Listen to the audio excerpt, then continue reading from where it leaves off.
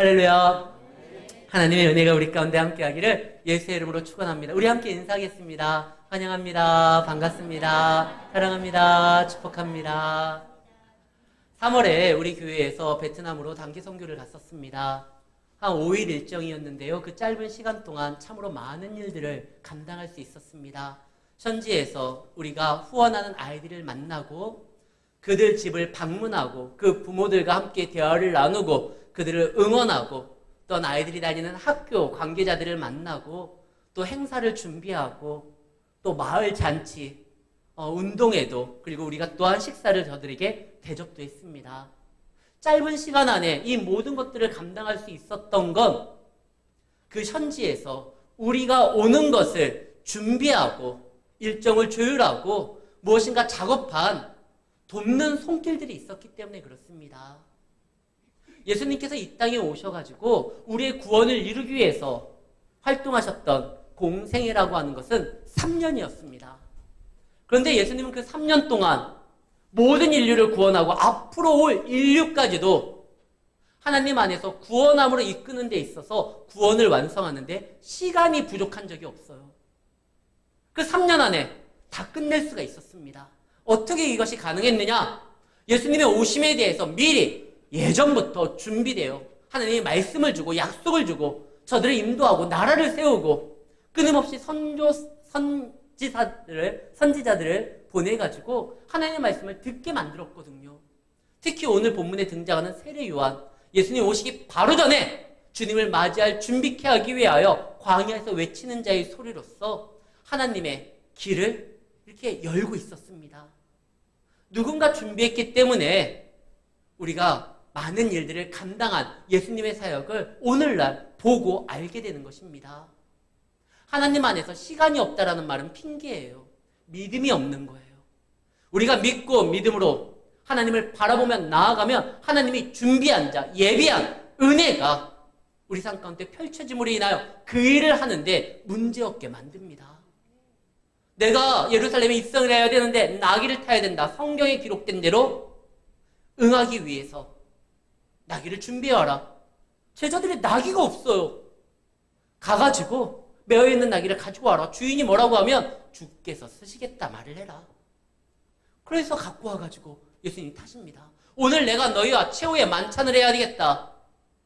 미리 예약을 잡지 못했는데 음식을 준비하지 못했는데 어느 집에 가서 오늘 선생이 여기에서 제자들과 함께 음식을 나누겠다라고 이야기를 해라. 준비가 되어 있어요. 우리가 시간이 없다라는 말을 하지 마세요.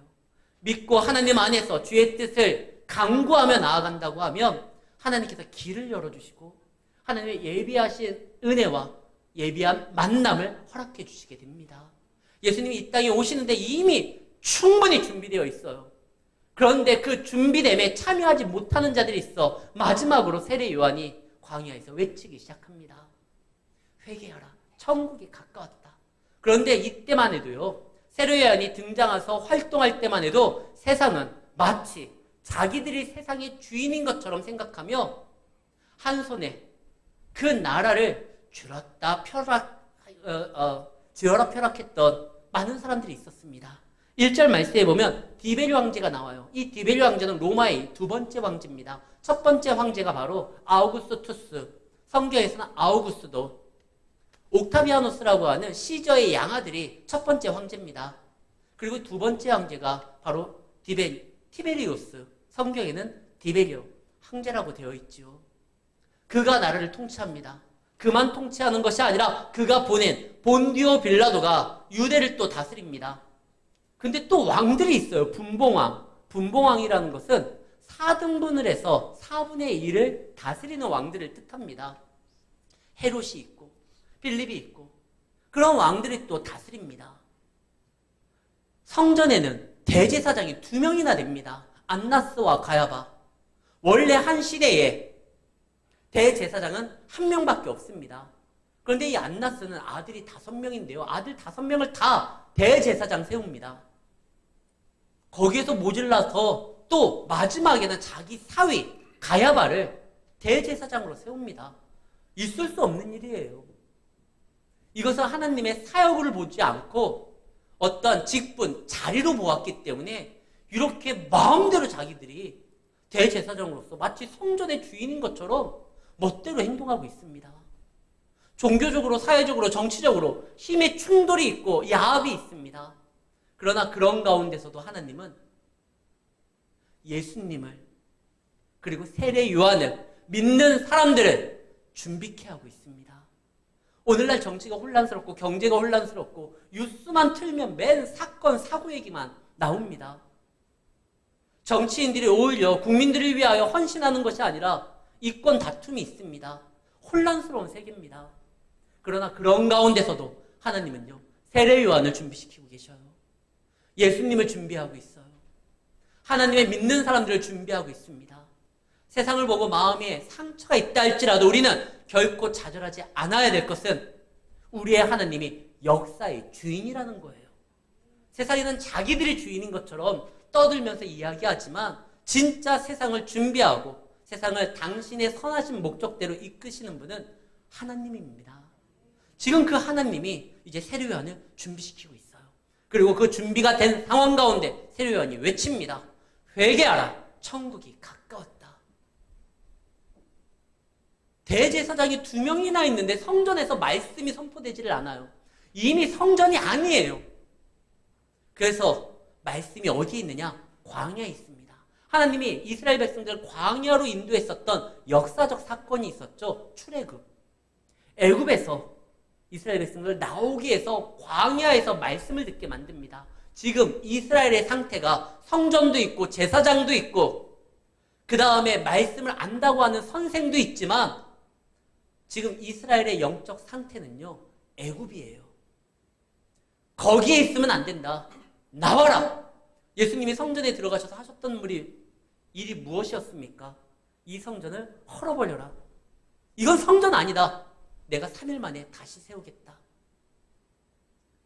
지금 이스라엘 상태가 어떤 영혼이 하나님 앞에 구원함에 이를 수 있도록 이끌 수 있는 그 기능을 못해요. 그러니까 거기에서 나와서 광야로 가라. 광야에서 말씀을 듣게 만듭니다. 많은 사람들이 이 세례 요한의 말씀을 듣기 위하여 광야로 몰립니다. 이때 당시에는 무슨 광고도 없고 유튜브도 없고 알릴 수가 없는데 광야를 지나가는 사람이 세례 요한의 외치는 메시지를 듣고 감동이 일어나는 거예요. 이 말씀이 그의 삶을 막 붙잡고 주장하는 거예요. 이 소문이 납니다. 소문이 남으로 인하여 사람들이 말씀을 듣기 위하여 성전이 아닌 우리 광야로 가자. 거기에서 한 선지자가 말씀을 증거하는데 그 말씀을 들으면 찔림이 있고 그 찔림이 아픔으로 끝나는 것이 아니라 상처로 끝나는 것이 아니라 우리로 하여금 막 회개케 만들고 하나님의 은혜를 사모하게 만드니 광야로 가자. 그래서 많은 사람들이 광야로 갑니다. 그리고 그 말씀을 듣죠. 수많은 사람들이 우리 교회에 말씀을 듣기 위하여 막 몰린다고 생각해요. 여기 가득 찼어요. 막 전도 집회 이런 걸 통해 가지고 처음 교회를 나오게 해서 말씀을 듣게 합니다. 근데 제가 그 자리에서 우리나라에서 가장 거칠고 험악한 욕으로 그들을 막 정죄하면 어떻게 되겠어요? 이 독사이 자식들아. 상처받을 거예요. 교회에 와서 위로를 얻기 원하고 교회에 와서 격려를, 교회에 와서 무엇인가 마음에 상처가 좀 씻겨지는 그런 좋은 말씀을 듣기 위해서 왔는데 갑자기 막 회개해라. 이 독사의 자식아. 이렇게 말을 하면. 근데 교회는요.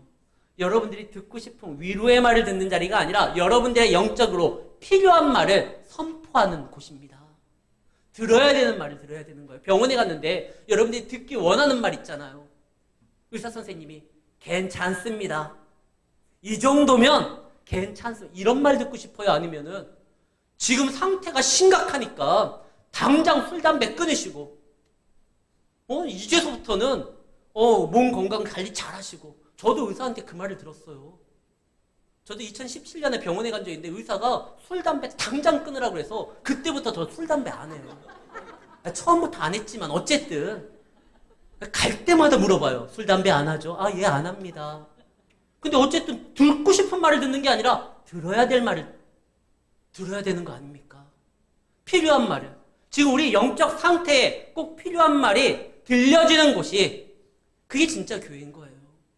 광야에서 외치는데 많은 사람들이 옵니다. 세례 요한이 드디어 내가 외롭게 여기에서 여태까지 복음을 전했는데 말씀을 선포했는데 지나가는 사람들 몇 명만 들었다가 이제는 수많은 사람들이 이 말씀 듣기 위해서 막 몰려드는 거예요. 그러면 그들에게 좀 위로도 하고 격려도 하고 해야 되는데 아니요. 독사의 자식들아. 이 말은 엄청 심각한 욕입니다. 이스라엘 백성들에게 독사의 자식이라는 건 하나님의 백성이 아니라는 거예요. 성경에서 여인의 후손이 등장을 합니다. 그 여인의 후손을 통하여 그들은 아브라함을 조상으로 믿었고 다윗을 조상으로 믿었고 그리고 거기에서 메시아가 여인의 후손으로 올 거를 생각합니다. 근데 그 여인의 후손의 대적자가 뭐죠? 뱀의 후손이에요. 근데 지금 자칭 아브라함의 자손이라고 생각하고 있는 이스라엘 백성들이 말씀을 듣기 위하여 광야로 몰렸는데 지금 세례 요한이 뭐라고 합니까? 너희는 독사의 자식이다. 뱀의 후손이다. 아브라함의 자손 아니다. 영적으로 너희들은 이미 하나님 안에서 굉장히 타락하고 잘못된 길을 걷고 있다. 그러니까 회개하고 돌아와야 된다. 이 말을 해요. 저들에게 꼭 필요한 말이었어요. 그리고 그 필요한 말이 성령의 감화로 증거되니까 그 말씀을 듣는 사람들이 회개하기 시작합니다. 마태복음 3장 7절에 보면 그 많은 사람들에게 독사의 자식이라고 하는데 특히 누구한테 말을 한 거냐? 바리새인과 사두개인에게 말을 했던 거예요. 요한이 많은 바리새인과 사두개인들이 세례 베푸는 대로 오는 것을 보고 이르되 독사의 자식들아 누가 너희로 하여금 임박한 진노를 피하게 만들려고 하느냐? 오늘 말씀에 보면 누가 너희로 하여금 아브라함의 자손이라고 하느냐? 돌들로도 하나님은 능히 아브라함의 자손 만들 수 있다. 그거 자랑하지 말아라. 진짜 아브라함의 자손은 자신이 죄인을 고백하고 하나님께 돌아오기 위하여 철저한 회개에 합당한 열매를 맺으며 장차 오실 메시아를 구주로 영접하는 자, 맞이하는 자, 그가 아브라함의 자손으로서 그에게 약속됐던 천국의 소망을 가질 수가 있는 것이다. 이 말을 하는 거거든요. 근데 이 세례 요한의 이 메시지에 아무도 반박을 못해요. 뿐만 아니라 당신은 무슨 권위로 이렇게 말을 하냐? 이 말을 못해요. 그는 진짜 그의 삶 자체가 하나님 안에서 항상 성령 충만함으로 움직이고 무엇 하나 어떤 걸림이 없었거든요. 사실 세례 요한은 많은 사람들의 축복과 기대 속에서 태어났습니다. 자녀가 귀한 집안에서 세례 요한이 태어나게 돼요. 근데 그 태어날 때도요. 보통의 역사가 아니었어요.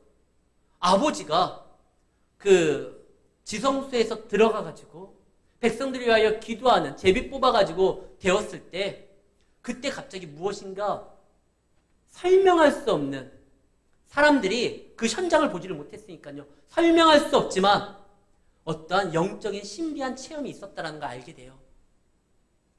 그 세례 요한의 아버지 사가랴가요. 말을 하지 못해요. 근데 분명히 그가 무엇인가 봤다라는 건 거기 있는 사람들이 다 알겠어요. 그리고 이윽고 그의 아내가 임신하기 시작합니다. 근데 이 임신을 하는데 그 마리아가 왔었을 때 성령이 충만함으로 인하여 뱃속에 있었던 이 아이가 뛰놀았다고 되어 있어요. 그는 항상 성령 안에 거하는 사람이었습니다. 태어나서 많은 사람들의 기대와 축복이 있었죠. 과연 그가 어떻게 자라는지 많은 사람들이 궁금해했어요. 어떻게 그 아이를 통해서 무슨 일이 벌어질까 기대하기 시작합니다. 근데 그 아이가 조금 자라니까 광야에서 생활을 합니다. 그 기대가 많은 아이가 왜 광야에서, 왜 제도권 밖에서 저렇게 행동을 할까? 근데 그는 광야에서 한 행동이 뭡니까? 광인으로서 살아가는 것이 아니라 하나님의 소리로서 그 사역을 감당하고 있었다라는 거예요. 그래서 많은 사람들이요, 세례 요한을 인정할 수밖에 없어요. 심지어 그의 정적이라고 할 수 있었던 헤롯조차도 세례 요한의 말이 하나님의 음성이라 들어서 그와 반대되는 삶을 살아가지만 세례 요한의 말을 듣기를 원했습니다. 헤롯도요. 누구도 반박하지 못해요. 사실 많은 사람들이 우리가 증거하는 진리의 말씀, 이거는 반박할 수가 없어요. 이게 진리니까. 대신 뭘 공격하죠? 메신저를 공격해요. 메시지에 대해서 반박을 못하면 메신저를 공격하게 되어 있어요. 여러분들이 붙들고 살아가는 그 말씀, 세상이 그걸 반박할 수가 없어요. 대신 그 말씀을 붙드는 우리를 공격할 때가 많아요. 네가 그러고도 집사야. 네가 그러고도 목사야. 이렇게 행동하는 네가 그 진리의 말씀을 가지고 있다는 것, 그것도 의심스러운데 우리를 공격해요. 그럼 내가 이 말씀을 붙들었기 때문에 공격당하는 것이 부담스러워서 말씀을 놓느냐? 가장 어리석은 거예요. 오히려 더 그 말씀을 붙들고 세상의 공격을 담대하게 감당하면 돼요. 여러분들, 어둠이 여러분들에게 두려움으로 언습될 때 어떻게 해야 됩니까? 입을 뒤집어 쓰고 베개를 끌어안고 그 다음에 그 시간을 버티면 됩니까? 아니요. 어둠이 우리 마음에 막 두려움을 주고 언습하게 될 때는 불 켜면 돼요. 그러면 어둠은 사라지게 되는 거예요. 빛의 자녀가 어둠의 공격을 무서워할 필요가 없어요. 빛을 밝히면 어둠은 물러나게 되는 거예요. 우리는 어둠과 싸우는 자들이 아니에요. 빛을 밝히는 사람들이죠.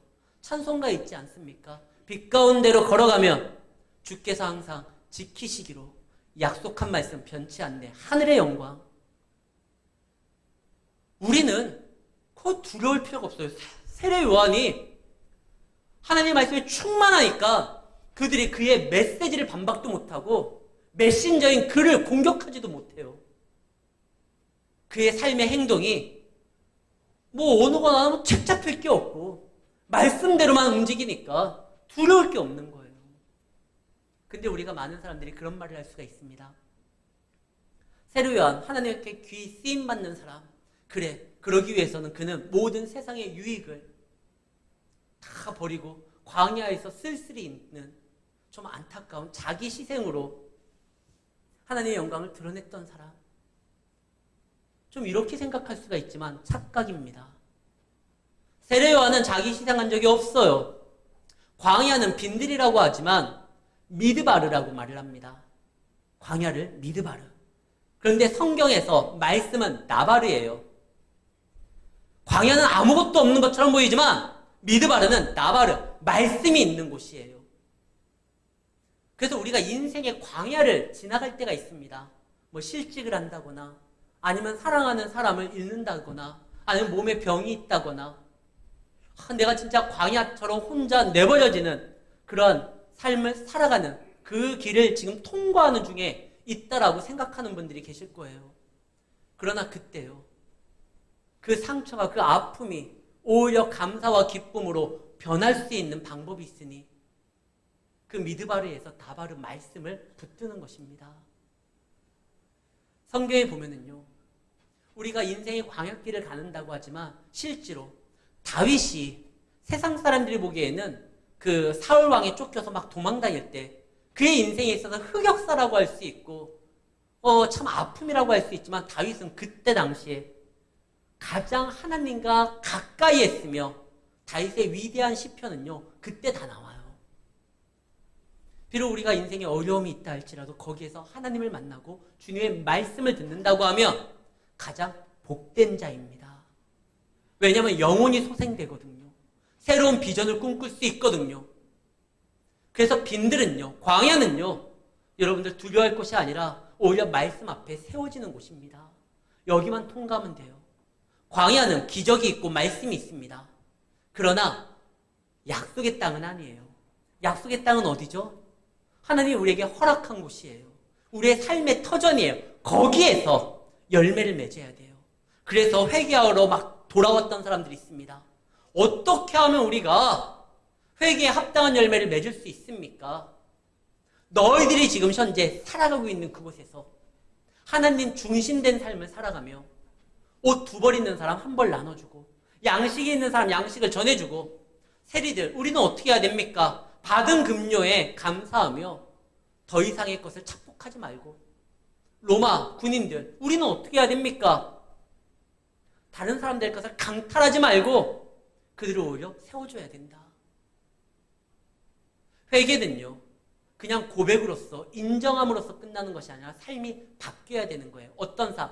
주님 중심의 삶을 살아간다는 것입니다. 여기 옷 2벌 있는 사람이 기록되어 있습니다. 2벌 있는 사람 1벌 나눠주라고 되어 있습니다. 2벌 있는 사람이 부자입니까? 만약에 옷 2벌 있는 사람이 부자면 제 딸은 재벌이에요. 옷 좀 정리해라 야 너. 얼마나 많은지 몰라요. 옷 2벌 입는 사람은 부자가 아닙니다. 부자가 나누는 게 아니라 은혜 받은 자가 나눌 수 있고 은혜 받은 자가 주님의 뜻대로 살아갈 수가 있는 거예요.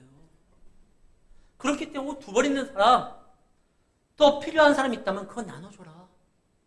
그리고 너희가 세리라고 해서, 너희가 군인이라고 해서 다른 사람들의 것을 어떻게 하면 뺏을까? 이 생각하지 말고 정당하게 너희의 역할을 해라.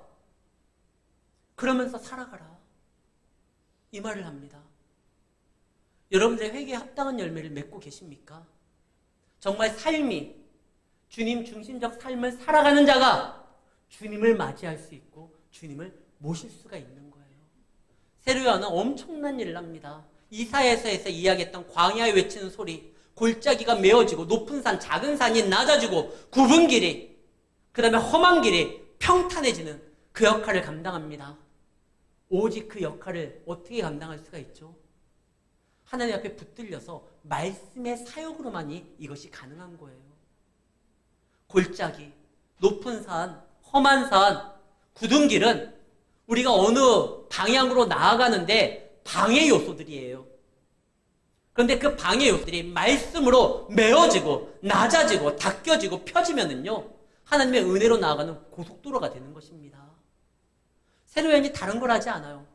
말씀으로서 이 모든 것들이 변할 수가 있다는 거, 골짜기 있다는 거, 어떤 마음의 깊은 상처와 열등감이 있다는 거고, 높은 산, 교만함이 있다는 것이고, 굳은 길, 어떤 어려움이 있다는 건데, 성경에 보면 이 모든 것들을 말씀으로 회복된 사람이 극적으로 나타나는 것이 바로 사마리아에 있는 우물가의 여인입니다. 그는 미모가 뛰어났던 것 같아요. 얼마든지 이 남자 아니면 다른 남자로 갈아탈 수 있는, 교만할 수도 있고, 근데 이 일로 인하여 또 동네 사람들에게 손가락질을 받았기 때문에 상처가 있고, 그래서 또 그 상처가 깊어지니까 열등감 때문에 다른 사람들과 만나는 시간을 피해가지고 물을 정오에 길르러 가고, 근데 그가 말씀이신 예수님을 만납니다. 그를 통하여 하나님의 뜻이 무엇인지를 깨닫게 됩니다. 치유가 되니까 이제 더 이상 열등감에, 교만함에, 마음의 상처로 인하여 자신의 일상을 숨고 피하는 것이 아니라 오히려 마을 사람들한테 가가지고 와봐라, 나에게 말씀하신 이에게 와봐라, 내가 치유가 됐다. 우리가 하나님 안에서 주님의 말씀을 받기 위해서, 주님을 우리의 구주로 모시기 위하여 지금 주의 전에 나온 거 다른 게 아닙니다. 하나님의 뜻이 무엇인지를 알기 위해서 이 자리에 앉아 있는 거예요. 안다고 하면 주님을 중심된 삶으로서 모시고 살아가시기를 바랍니다. 그러할 때 주님의 역사가 나타나는 거예요. 이 세례요한은 이 말씀을 증거하기 위하여 많은 것들을 헌신하고 희생하고 뭐 이랬던 것처럼 세상 사람들 볼 수 있지만, 아니요. 세례요한처럼 이 땡 잡은 사람이 없어요. 그는 광야에서 하나님의 말씀에 충만했잖아요. 그리고 하나님의 일의 시작에 있어서 가장 앞선 자로서 그 역할을 감당하잖아요. 그래서 뭐라고 하죠? 여자가 낳은 자 중에 가장 큰 자다. 사실 큰 자는 1절에 먼저 기록되어 있어요. 황제가 기록되어 있고 총독이 기록되어 있고 분봉왕의 이름들이 기록되어 있습니다. 2절에는 제사장들의 이름이 거론되고 있습니다. 그러나 하나님 나라의 큰 자들이 아니에요. 그들은 세상에서 큰 자일지언정 세상의 왕이신 하나님이 인정하는 자가 아니에요. 세상에서 가장 큰 자는요, 많은 사람들을 주님께로 이끄는 자, 데려오는 자입니다. 세례요한이 그래서 여인이 낳은 자 중에 가장 큰 자인 거예요. 우리는 세상에서 큰 자가 아니라 하나님 나라에서 하나님에게 귀 쓰임을 받는 사람으로서 살아가야 되는 줄 압니다. 그러기 위해서는 주님 안에서 희생이 아니라 그를 위한 헌신으로 인하여 나아가 주님께서 주시는 것으로서 믿음 안에서 살아가는 여러분들이 되셔야 됩니다. 그러면은 누구는 이렇게 말을 할까요? 소리는 실체가 아니잖아요. 주를 위하여 열심히 일만 하고 진짜가 나타날 때 나는 사라지고, 그런데 그것이 의미가 있다니까요. 1995년 제 친구가 충남대학교 성악과를 이렇게 다녔었는데 그때 졸업 발표회를 합니다. 제 아내도 그때 연애하고 있었는데 저랑 셋이 친구예요. 그래서 같이 그 졸업 발표에 갔습니다. 이 성악가 아이들이 이제 그동안 4년간 자기들이 갈고 닦은 실력을 자기 부모님과 친구들과 가족들에게, 지인들에게, 교수님 앞에서 이제 자기가 이만큼 배웠다라는 걸 알리는 시간이에요. 그 두 곡씩 부르는데 자기가 소화할 수 있지만 가장 고난이도의 그 곡을 이게 준비해가지고 발표하는 거예요. 제가 이제 친구가 발표한다니까 꽃을 사들고 갔습니다. 제 친구가 5번째 순서였어요. 첫 번째 발표자가 이제 탁 성악 준비한 거를 노래를 부릅니다. 잘했어요. 근데 별 감동은 없어요. 제가 음악에 조예가 있지를 않아가지고 그냥 빨리빨리 끝나고 제 친구 했으면 좋겠어요. 그리고 순서가 다 끝난 다음에 이제 사진 찍고 빨리 돌아왔으면 좋겠다 생각만 하고 있는데 첫 번째 순서자가 끝났습니다. 두 번째 순서자도 별 탈 없이 끝났어요. 근데 문제는 세 번째입니다. 세 번째 이 준비했던 친구가 막 성악을 하고 있는데 불이 나가버렸어요. 그리고 어떻게 되죠? 피아노 반주가 멈추게 됩니다. 악보가 안 보이고 건반이 안 보이니까요. 그러니까 분위기가 확 다운되는 거예요. 마치 찬물 끼얹듯이 다시 불이 켜졌는데 이미 감동이 사라진 거예요. 그 분위기가 안 살아요. 그래서 세 번째 부른 사람은 망쳤어요. 네 번째 다시 또 부르는 사람이 올라서 한참 부르고 있는데 또 불이 나가요. 도대체 95년도에 충남대학교에 무슨 일이 벌어졌는지 자꾸 불이 꺼지는 거예요. 또 망쳤어요. 이제 5번째 제 친구가 부릅니다. 제가 기도했어요, 속으로. 하나님, 불만 꺼지지 않게 해주세요. 막 큰 거 안 바랍니다.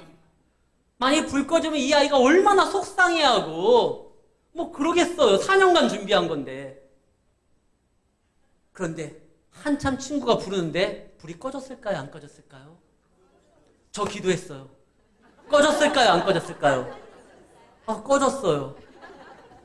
왜 꺼졌는지를 모르겠어요. 꺼졌어요. 꺼지는 순간 망했다. 제 머리를 스쳐 지나가는 생각이 그거예요. 큰일 났다 이거. 근데 웬걸요? 불이 꺼졌는데 피아노 소리가 멈추지를 않아요. 제 친구의 목소리가 깜깜해서 아무것도 할 수 없는 그 상황 가운데 오히려 더 많은 사람들을 집중하게 만들어요. 깜짝 놀랐어요. 이날의 주인공은 누구냐? 성악가 애들이에요. 피아노가 애들이 아니에요. 성악가 애들 발표예요. 그러니까 피아노가 애들은 반주를 그냥 악보 보고 쳐주는 정도만 준비하면 됐던 거예요. 근데 제 친구를 반주했던 그 피아노학과 학생은요, 자기가 주인공이 될 수 없는 무대지만 제 친구를 위하여 얼마나 준비를 했는지 불이 꺼져서 악보가 안 보여도 건반이 안 보여도 칠 수가 있었던 거예요. 진짜 노력한 거예요. 자, 한 곡이 끝났습니다. 아직 불은 안 켜졌어요. 그 다음에 불이 안 켜졌는데도 다음 곡 연주가 시작됩니다. 와, 얼마나 큰 감동이 있는지 몰라요. 제 친구의 목소리가 또 들립니다. 거진 끝날 때 불 켜졌어요. 그리고 곡이 딱 끝났을 때 모든 사람들이 기립해서 박수를 칩니다. 그동안은 자기가 아는 사람이 발표할 때 그냥 거기에만 집중하고 다른 때는 뭐 큰 이렇게 관심이 없던 사람들이 제 친구가 할 때는요, 거기에 집중하고 끝나자마자 모든 사람들이 박수를 칩니다. 내가 주인공이 될 수 없는 자리예요. 그 피아노과 그 학생은요. 그 성악가 그 친구들의 자리니까요. 그러나 그가 노력했었을 때 그 자리에 정말 사람들이 생각할 수 없는 감동을 줬고요. 뜨거운 찬사를 보냈고 그 무대가 얼마나 빛냈는지 지금도요. 지금 이제 근 30년이 지난 거잖아요. 29년이 지났는데도 아직도 그날을 생각하면 제 마음에 따스함이 있어요. 우리가 주인공이 되지 못한다 할지라도, 우리가 무대에 참여하는 조연이 된다 할지라도, 엑스트라가 된다 할지라도 내 역할을 제대로 감당하면 가장 아름다운 작품이 완성되고 많은 사람들에게 감동을 줄 수 있고 주인공이 영광을 받을 때 우리도 거기에 함께 즐거움으로 참여할 수가 있다는 것입니다. 제가 잘 기억은 안 나는데 제 아내한테 이렇게 말했던 건 기억이 나요. 이 꽃다발 친구 말고 저 반주자한테 줄까? 근데 정말 반주자한테 줬는지 안 줬는지 그 기억은 지금 잘 안 나요. 이 말을 했던 건 기억이 나는데 정말 그 반주자가 너무 이뻐 보이는 거예요. 제 친구 정말 후회 없는 무대를, 그 다음에 많은 사람들에게 잊혀지지 않는 감동을 주는 무대를 만들어준 그 반주자에게 너무 고마워요. 하나님은 참 계획이 다 있어요. 저는 불 꺼지지 말라고 기도했는데 불 꺼짐으로 인하여 더 큰 감동이 있었거든요. 야, 하나님 기가 막힌 분 아니에요. 기도를 들어주시는 분이에요, 진짜. 우리가 살아가는 동안 여러분들의 인생에 있어서 여러분들의 삶의 혹 주인공이 될 수 없다 할지라도 우리의 삶의 주인은 주님이시니까요. 주님의 영광을 위하여 살아가는 거 아닙니까? 그러나 그 영광을 위하여 살아갈 때 여러분들 사라지는 게 아닙니다. 그 주인공이 빛나는 그 순간 모두 다 함께 거기에 참여하게 되는 거예요. 사도 바울은 이거를 알았기 때문에 제사장의 그 귀한 자녀로서 많은 사람들의 관심을 받고 있는 자리를 뒤로 하고 광야로 갑니다. 거기에 하나님의 말씀이 들려지니까요.